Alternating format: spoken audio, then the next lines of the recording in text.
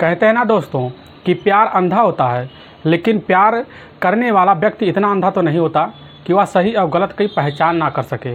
लेकिन इंसान जैसा ही कर्म करता है उसको सेम वैसा ही फल भी मिल जाता है। आज के घटना में सेम ऐसा हुआ। एक रिश्ते को तार तार करने वाली यह कहानी है और इस कहानी में ऐसा घटने को अंजाम दिया गया जिससे सुनने के बाद पूरा कानपुर शहर दहल से गया और इस घटना की जांच करने में पुलिस के पसीने भी छूटने लगे। आखिर क्या था इस घटना में? इस घटना की आप पूरी सच्चाई जानने के लिए इस वीडियो को आप लास्ट तक ज़रूर देखिएगा। नमस्कार दोस्तों, मैं प्रदीप कुमार आपको इस टेढ़ी बात चैनल पे मैं स्वागत करता हूं।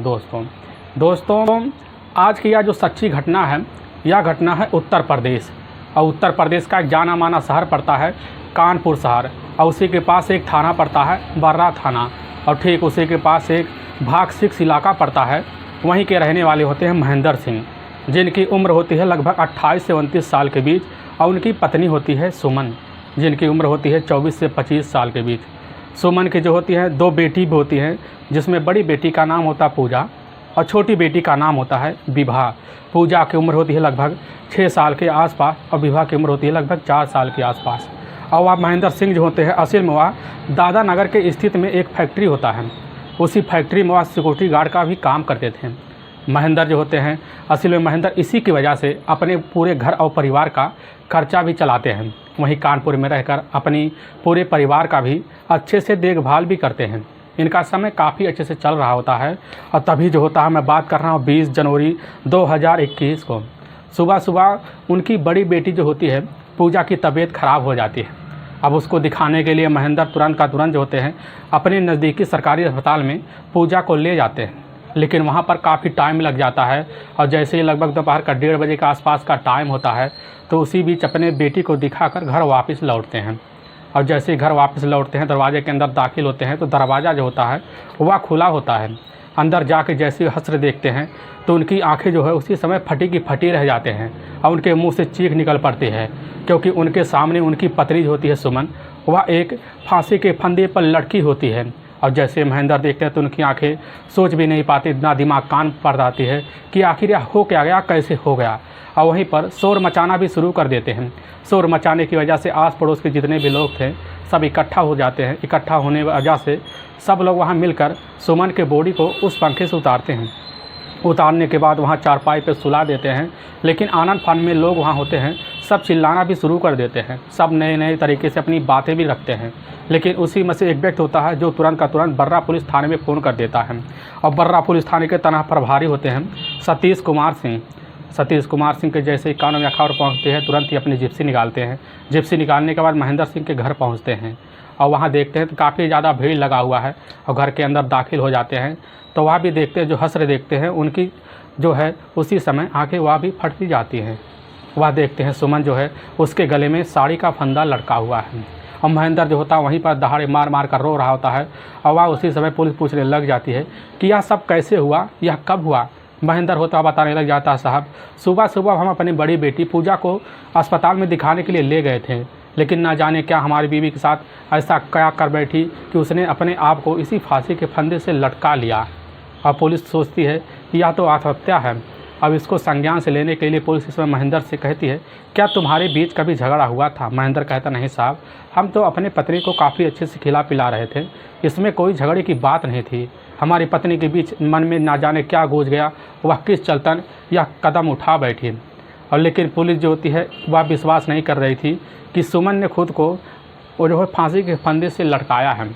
इसीलिए आस पड़ोस के जितने भी लोग उनसे पूछती है क्या इनके बीच कुछ चल रहा होता है, लेकिन हर लोग इनकार कर जाते हैं।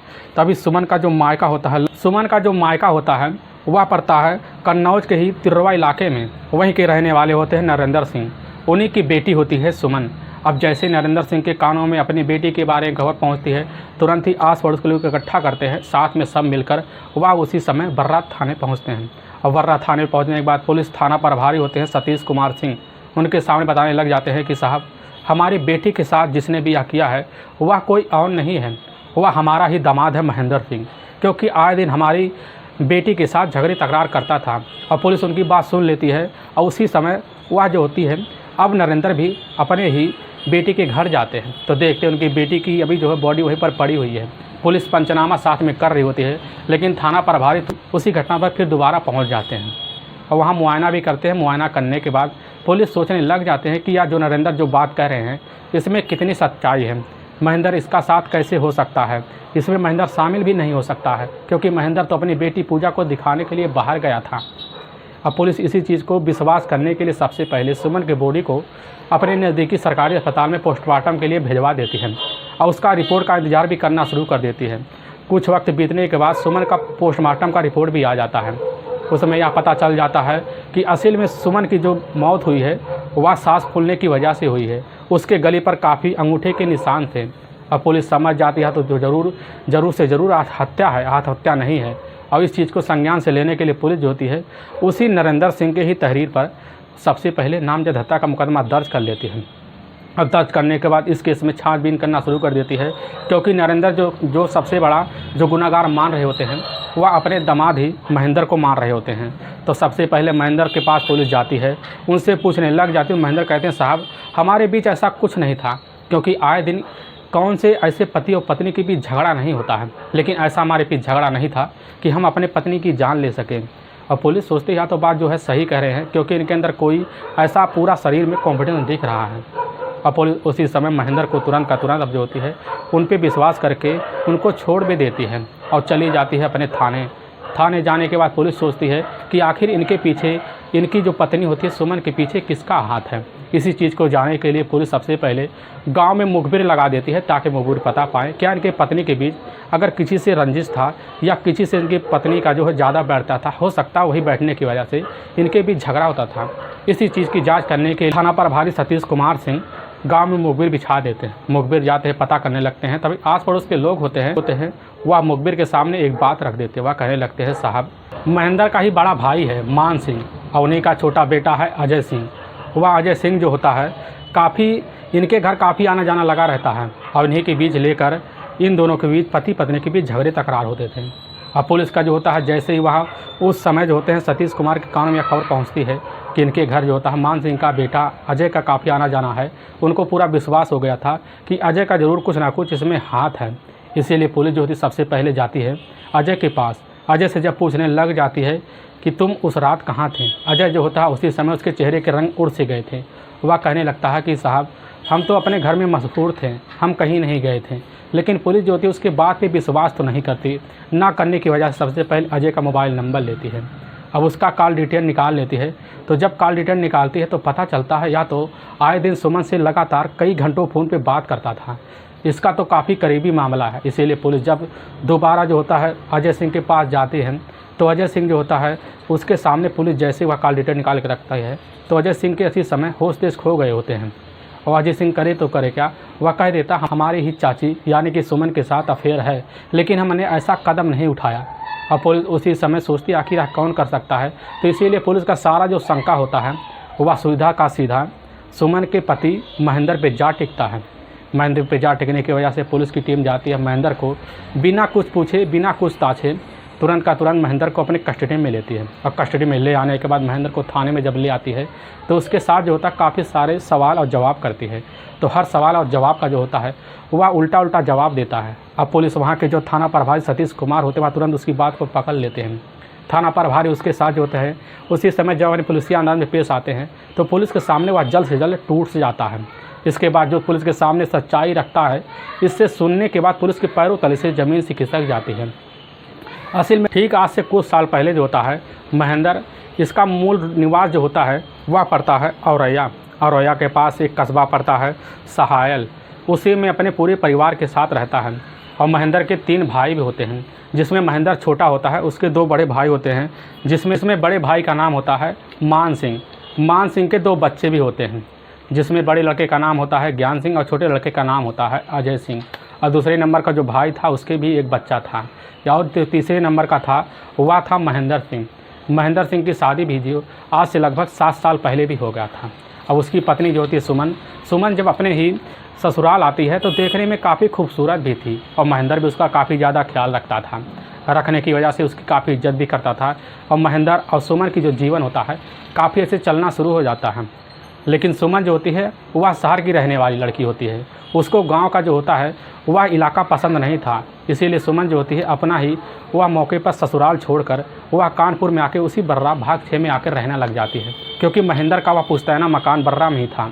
वहाँ पर महेंद्र अपनी पत्नी सुमन के साथ रहना शुरू कर देती है और महेंद्र जो होता है वह दादानगर के स्थित उसी फैक्ट्री में जाकर वह सिक्योरिटी गार्ड का काम भी करने लगता है। काम करने की वजह से वह उसके पास पैसे भी आने लगते हैं।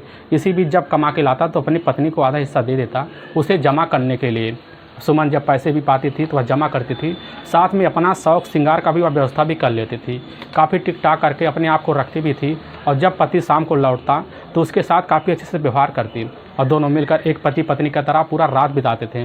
वक्त इनका गुजरता चला गया और लगभग कुछ वक्त बीतने के बाद इनके बीच 2 बच्चियाँ भी हुई, जिसमें बड़ी बेटी होती है पूजा और छोटी बेटी होती है विभा। इन दोनों बच्चियों के साथ यह ज़िंदगी जीना भी शुरू कर देते हैं। वक्त गुजरने लगता है। सुमन जो होती है सुमन अपने घर में अकेली रहती है 2 बच्चियों के साथ, लेकिन सुमन का मन नहीं लगता है उस घर में, क्योंकि वह सोचती है कि हमारा पति हमारे मुताबिक नहीं मिला। क्योंकि उसका रात का जो समय होता है, रात के समय जब भी वह कभी महेंद्र अपना ड्यूटी करके वापस लौटता तो थका मारा वह जल्दबाजी में सो भी जाता था। अब सुमन कभी कभी अपने शरीर से वंचित रह जाती थी। इसी की वजह से महेंद्र से वह जो होती है काफ़ी खपा से रहना शुरू कर देती है, क्योंकि महेंद्र से उसकी शरीर की प्यास ना बुझती। अब इसी तरह से सुमन अपनी ज़िंदगी कैसे का जीना शुरू भी कर देती है। तभी जो होता है सुमन का जो ससुराल होता है, उसी ससुराल में उसके बड़े जो जेठ होते हैं मान सिंह बड़े बेटे का ज्ञान सिंह की शादी पड़ जाती है। शादी के फंक्शन में महेंद्र सिंह जो होता है अपनी बीवी और बच्चों को लेकर वह अपने गांव चला आता है और उसी शादी में समारोह में शामिल भी हो जाता है। उसी समय ज्ञान सिंह का जो छोटा भाई होता है अजय सिंह अपनी चाची को पाकर वह काफ़ी खुश मिजाज में रहना शुरू कर देता है, क्योंकि उसकी जो चाची होती हैं या सुमन काफ़ी देखने में उसके सामने खूबसूरत थी और जैसे अजय देखता तो उसकी एक नज़रों में दीवाना सा हो जाता है और वह हर तरह जो होता है अपनी चाची सुमन का भी ख्याल रखना शुरू कर देता है और सुमन को अजय सिंह चाहने भी लगता है और इसी चाहने की वजह से आए दिन उसके पीछे पड़ा रहता है। लेकिन जिस दिन बारात जाने का वक्त होता है, ज्ञान सिंह की शादी का वक्त होता है, उसी दिन वह शाम का टाइम में जो होता है जैसे बारात निकलने लगता है तो वह आकर अपने चाची के साथ वह बैठकर खाना खाना शुरू कर देता है। लेकिन उसकी जो चाची होती है उसके हाव भाव को नहीं समझ पाती है और वह अजय सिंह जो होता है अपने मन की बात रखने के लिए काफ़ी जद्दोजहद कोशिश भी करता है। लेकिन सुमन जो होती है सुमन अपने पति के शारीरिक सुख से काफ़ी ज़्यादा वंचित थी। उसको भी किसी नए जीवन साथी की तलाश थी। सुमन भी जैसे उसके मन को देखती है उसके मन को भांप लेती है और समझ भी जाती है कि आखिर अजय चाहता क्या है। अब इसीलिए अजय के साथ वह जो होती है काफ़ी अच्छे से व्यवहार करना शुरू कर देती है। लेकिन रात का वक्त होता है, बारात जो चला जाता है लेकिन अजय नहीं जाता है। तो अजय जैसे दरवाजे पर पहुंचता है तो अजय की जो चाची होती है सुमन अंदर होती है तो अजय दरवाज़ा खटखटाता है। सुमन दरवाज़ा खोल देती है और देखते हैं कि सामने खड़ा होता है उसका ही जो भतीजा होता है वह होता है अजय। अजय को अंदर ले वो बोलती तुम बारात क्यों नहीं गए। अजय बोलता है कि हमें आज बहुत कुछ अर्जेंट काम, हमें किसी से अपनी दिल की बात रखनी है। तो उसकी जो चाची होती है वह सुमन कहने लगता है कि क्या बात है बताओगे हमें। तो वो अजय कहता है कि तुम बुरा नहीं मानोगी। तो अजय अपने दिल की बात अपनी चाची के सामने रख देता है और जैसे ही रखता तो एक समय जो होती है सुमन भड़क सी जाती है। भड़कने के बाद उसको जो है उसी समय धक्के मार कर घर से बाहर निकाल देती हैं। अजय जो होता अपने घर में आकर रहने लगता है। पूरा रात वह बारात नहीं जाता, गुस्से से सोया रहता है। लेकिन उसकी जो चाची होती है सुमन रात उसका जो काफ़ी एक कांटों भरा गुजरने लगता है। वह सोचने लगती है कि इससे अच्छा जो है लड़का हमें नहीं मिल सकता, क्योंकि अभी यह नौजवान लड़का हो रहा है, इससे अच्छा कोई हमें सुख देने वाला नहीं मिल सकता। क्योंकि वह महेंद्र सिंह जो होता है महेंद्र सिंह काफ़ी बीमारियों से जूझ रहा होता है। वह रात का समय सुमन को नहीं दे पाता था और सुमन इसीलिए पूरा रात गुजारती है। जैसे ही भोर का टाइम 4 बजे के आसपास होता है तो उसी समय कैसे ना तैसे अपना घर से बहाना मारकर अजय के पास पहुंच जाती है। अजय से बोलने लग जाती है कि तुम क्या गुस्सा हो गए हमसे। तो अजय कहता नहीं हम चाची हम गुस्सा नहीं हैं। तो वह कहती है कि हमें चाची मत कहा करो, हमें हमारा नाम सुमन लेकर बुलाया करो। अजय तुरंत का भाव जाता है कि अब चाची हमसे चाहती क्या है। वह बोलती थी कि तुम इसी समय हमारे साथ हमारे घर चलो। अब तुरंत का तुरंत खुशी का माहौल उसके मन में बन जाता है। अजय अपनी चाची के साथ पीछे पीछे चला आता है। आने के बाद उसी समय उसके घर में घुसता है और वहीं पर दोनों मिलकर आपस में दोनों प्रेम प्रसंग भी करते हैं। करने के बाद उसी घर में दोनों संबंध बना लेते हैं। अब संबंध का जो सिलसिला होता है या इन दोनों का चलता रहता। बारात वापस आ गई थी लेकिन तब भी इन दोनों का चलता रहता था, क्योंकि महेंद्र को इस बात की भनक नहीं, तो समझता था यह चाची और भतीजे का रिश्ता है, इसमें कोई कुछ कह भी नहीं सकता था। और वह अपनी पत्नी यानी कि सुमन और दोनों बच्चों को छोड़कर गांव से वह कानपुर चला गया था। अब सुमन जो होती है अपने मन मुताबिक की मालकिन बन चुकी थी गाँव में, और अजय जो होता है वह अपनी चाची को पाकर काफ़ी खुश था। जब मन करता तो वह चाची के साथ घर में मिलकर संबंध बना लेता। कोई किसी को टोकने वाला नहीं होता है। 1 महीना बीतने का वक्त आ गया होता है। अब सुमन जो होता है, सुमन उसी समय अपना गांव छोड़कर वह बल्ला भाग 6 में चली गई है। अपने पति के साथ रहने के लिए वहाँ रहना भी लगती है, लेकिन सुमन का मन नहीं लगता अजय के बिना। वह सोचती है अजय से कब मिलेंगे और अजय से फ़ोन पर बात भी करना शुरू कर देती है। जब करने लगती है तो अजय जो कहता है कि हमें तुम्हारे बिना नहीं रह जा सकता, हम क्या करें। सुमन कहने लगती है ठीक है, जब हमारा पति ड्यूटी पर चला जाया करे तो दिन में आ जाया करो। तो अजय जैसी बात सुनता है तुरंत ही अपना गांव छोड़कर, अपना घर परिवार छोड़कर जब मौका मिलता तो अजय जो होता है सुमन के पास पहुंच जाता। उसको कोई भी अगर देखता तो उसको कहते हैं कि या चाची और भतीजे का रिश्ता, इसमें कोई कह नहीं सकता। लेकिन अंदर जाता, अपनी चाची के साथ मिलकर संबंध बनाता। यह संबंध का सिलसिला यूँ चलता रहा, लेकिन आस पड़ोस के जो लोग होते हैं उनकी निगाहों में यह जो होता है अजय धंस चुका था। वह सोचने लगते हैं आखिर अजय का इस घर में आना जाना क्यों ज़्यादा लगा रहता है। लेकिन उनका इसी तरह जब संदेह हुआ आस पड़ोस के लोगों को, तो उनका इस विश्वास को भी पूरा यकीन हो गया कि अजय और सुमन के बीच संबंध भी है। और जब चर्चे होने लगे तो इसकी चर्चे की खबर जो होता है वह जाकर महेंद्र के कानों में पहुंच गया। और महेंद्र जैसे सुनता तो भन्ना से जाता है। आने के बाद अपनी पत्नी सुमन को काफ़ी डांट पड़ोसता है। वह कहने लगता है यह क्या है, तो वह कहने लगती है वह तो तुम्हारी बड़ी भाई का बेटा है, वह घर में नहीं आएगा तो कौन आएगा। सुमन को उसी समय जो होता है महेंद्र कह देता है कि आज के बाद उसको घर में आने मत देना, और चाहे जो हो जाए, चाहे जैसा भी हो जाए, उसको कभी मत आने देना। और इसी बात को लेकर सुमन जो होती है वह अजय को फ़ोन करके बता देती है। अजय जो होता है वह डर जाता है। उसी दिन से जो होता है महेंद्र के घर आना जाना छोड़ देता है। तो कुछ वक्त बीतता है, 3 महीने का वक्त बीत जाता है, लेकिन कभी भी सुमन के घर जो होता है महेंद्र का जो बड़े भाई का लड़का होता है अजय घर नहीं आता है। तो महेंद्र भी समझ जागता है कि वह इनके बीच अब जो रिश्ता था वह ख़त्म हो गया, इसी भी ज़िंदगी जीना शुरू कर देता है। तभी 18 जनवरी 2021 का दिन होता है। उसी समय शाम का टाइम होता है। तब महेंद्र जो होता है वह सिक्योरिटी गार्ड की नौकरी करने के लिए अपने कंपनी में गया हुआ था, लेकिन उसकी जल्दी छुट्टी हो जाता है। और जल्दी छुट्टी होने की वजह से लगभग 4 बजे छुट्टी लेकर वापस घर चला आता है। और जैसे ही आता है तो देखता है दरवाज़ा बाहर से बंद है, कुंडी लगा हुआ है। और दरवाज़ा ज़ोर ज़ोर से महेंद्र खटखटाने लगता है। अब जैसे ही दरवाज़ा सुमन खोलती है तो उसी के अंदर दाखिल होता है अजय। अजय जैसे ही वो अपने चाचा को देखता है तुरंत अपना मुँह छुपा के बाहर फरार हो जाता है। अब उसकी पत्नी जो होती है सुमन बचती है। सुमन जो होती है अपने पति का पैर पकड़ लेती है। पकड़ने के बाद जो होता है काफ़ी बेनम तरीके से महेंद्र जो होता है अपनी पत्नी सुमन के साथ पेश आता है, काफ़ी कड़ाई से पेश आता है, उसके साथ मार पिटाई भी करता है। कैसे कर तैसे कर मामला शांत होता है। पूरा रात गुजर जाता है, लेकिन इन दोनों के बीच झगड़े तकरार ख़त्म नहीं होते हैं। दूसरा दिन भी आता है। दूसरे दिन जो होते हैं काफ़ी इन दोनों के बीच चिल्लिम पल्ला होने लगता है। इसी वजह से इनका झगड़ा तकरार बढ़ गया होता है कि तभी जो होता है 20 जनवरी 2021 का जैसी रात होता है, उसी रात जैसे दोनों सोते हैं तो इन दोनों के बीच काफ़ी झगड़े तकरार होते हैं। और झगड़े तकरार के बीच इतना बढ़ जाते हैं कि जो होता हाथी पाई शुरू हो जाते हैं। अब जैसे सुमन महेंद्र के ऊपर हाथ उठाती तो महेंद्र भी सुमन के ऊपर काफ़ी तेज़ से हाथ उठाता है। उसी वजह से उसका जो हाथ होता है वह सुमन के गले पर टिक जाता है, वहीं पर उसका गला दबा देता है। सुमन जो होती है वहीं पर अवस्था में गिर जाती है। एक अवस्था में गिरने के बाद वह पूरी तरह से समझ जाता है कि महेंद्र सुमन की मौत हो चुकी है। तुरंत ही वह जो होता है इस घटना से बचने के लिए वह एक प्लान का षड्यंत्र रचता है। प्लान का षड्यंत्र रखने के बाद जो होता है उसके ही साड़ी से उसका गला लपेट कर पंखे में टाँप देता है। और वहाँ से तुरंत ही सुबह का इंतजार करता है।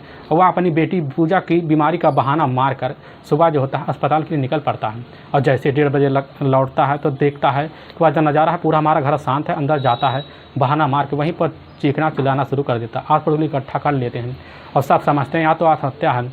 लेकिन वाकई में दोस्तों पुलिस के सामने यह जो सच्चाई महेंद्र सिंह ने रखी, इसी बिना पर पुलिस की जो टीम है तो ये उसी समय ले जाकर महेंद्र को कोर्ट में पेश करती है। कोर्ट में पेश करने के बाद ले जाकर इस पर गंभीर धारा में मुकदमा दर्ज कर देती हैं। करने के बाद इसको ले जाकर वहाँ के ही नज़दीकी जेल में डाल देती हैं। दोस्तों इस घटना का सुनाने का उद्देश्य हमें किसी को परेशान करना नहीं है और ना ही किसी को दिल को ठेस पहुँचाना है।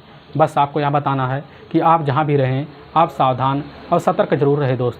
दोस्तों अगर आपको यह वीडियो पसंद आ रहा है तो इस वीडियो को आप ज़्यादा से ज़्यादा शेयर और सब्सक्राइब जरूर करें, जिससे हम आपके बहुत आभारी रहेंगे। और फिर मिलेंगे नेक्स्ट वीडियो के साथ। तब तक के लिए जय हिंद और जय भारत।